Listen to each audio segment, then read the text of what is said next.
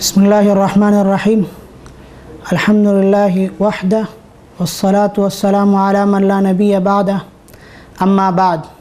अल्लाह ताला ने इंसान को अपनी इबादत के लिए पैदा किया है। इबादत किसे कहते हैं?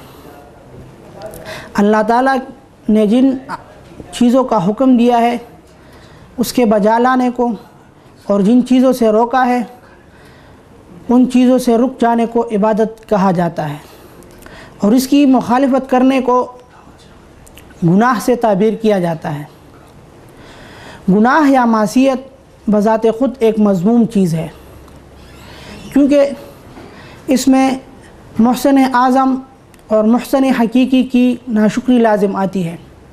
और ये एक अक्ली बात है कि जो बंदा या जो इंसान हमारे साथ कोई एहसान करे फिर हम उसका बदला नाशुक्री से दें, तो ये माशरे में बहुत ज़्यादा कबीह तस्वुर किया जाता है। इसी तरह अगर हम अल्लाह ताला के हुक्मों को बजा नहीं लाएंगे या उन कामों को करेंगे जिसका अल्लाह ताला ने रुकने का हुक्म दिया है, तो हम भी नाशुक्रों में शुमार होंगे। गुनाह बज़ाते ख़ुद चूँकि मज़मूम चीज़ है, इसी वजह से इस्लाम ने इसके तहमत से भी बचने को ज़रूरी करार दिया है।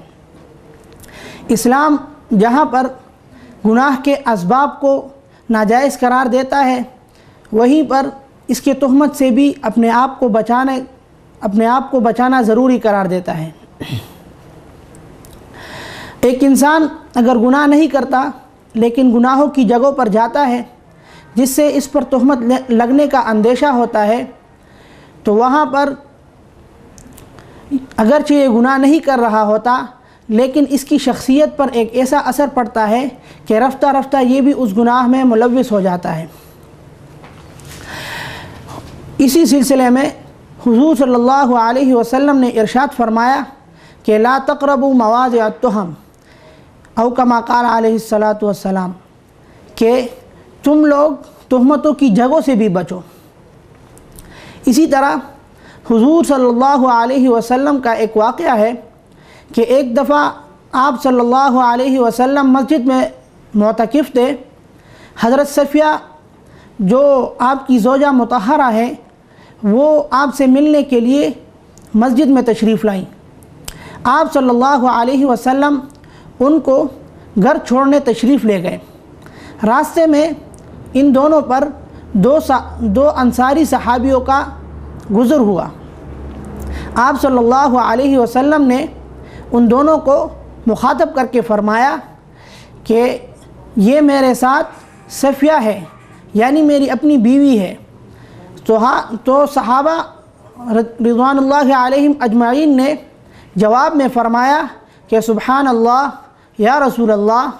इसका मतलब ये था कि आप सल्लल्लाहु अलैहि वसल्लम के बारे में तो हम अपने जहन में कोई गलत बात नहीं ला सकते, चे जाए कि हम आप सल्लल्लाहु अलैहि वसल्लम पर शक करने लगे।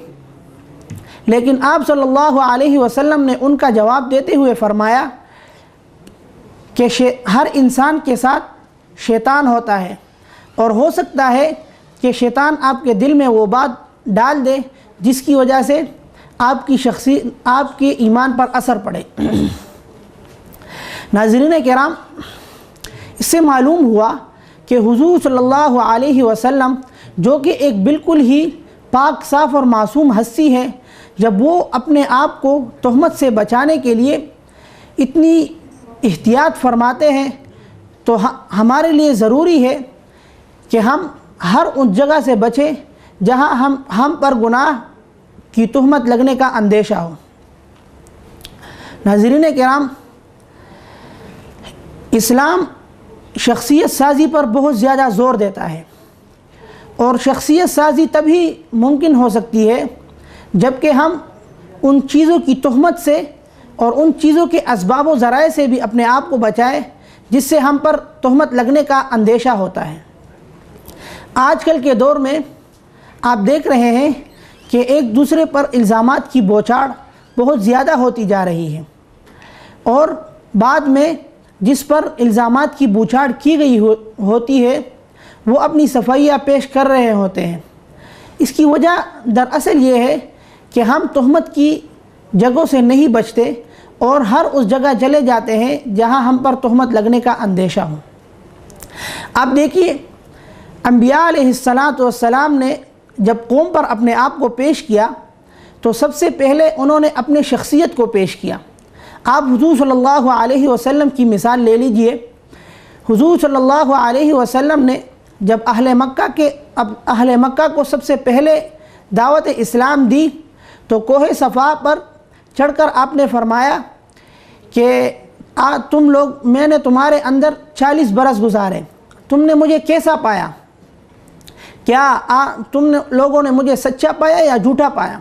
یہ سوال اس وجہ سے کیا گیا کہ اگر کسی انسان کی شخصیت اس درجے کی ہو کہ اس پر لوگ اعتماد کرنے لگے تو اس کی بات کو بھی سچا مانیں گے اور اس کے دعوت کو بھی قبول کریں گے۔ تہمت کی جگہوں سے بچنا شخصیت سازی کے لیے بھی ضروری ہے، اور یہی اس سے ثابت ہوتا ہے کہ ہمیں تہمت کی جگہوں سے بچنا چاہیے۔ ناظرین کرام، ہمیں چاہیے کہ ہم ہر اس جگہ سے اپنے آپ کو بچائیں کہ جہاں پر ہم پر تہمت لگنے کا اندیشہ ہو۔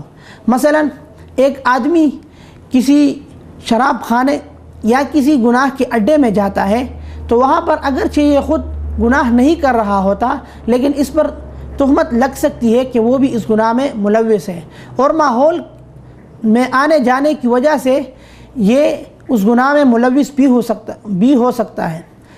چنانچہ اسلام پر عمل کرتے ہوئے ہمیں ہر اس چیز سے دور رہنا چاہیے جس سے ہم پر تہمت لگنے کا اندیشہ ہو۔ والسلام۔